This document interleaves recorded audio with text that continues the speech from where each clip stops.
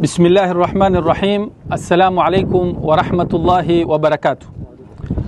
Kenya Fatwa Council pamoja na East Africa Moon Sighting wakishirikiana na wawakilishi wa maeneo tofauti nchini Kenya, Tanzania na Zanzibar katika kufuatilia mwezi siku hii ya leo Jumapili tarehe 29 Dhulqaada mwaka wa 1447 sawia na tarehe 17 Mei mwaka wa 2026.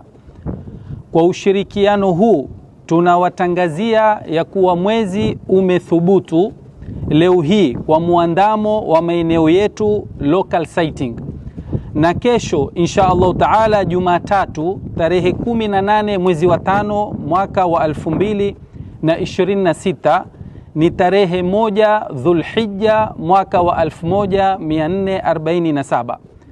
Kwa msingi huu tarehe 9 ya funga ya Arafa itakuwa Jumanne sawia na tarehe 26 mwezi wa 5 mwaka wa 2026, na Eidul Adha itakuwa Jumatano sawia na tarehe 27 mwezi wa 5 mwaka wa 2026.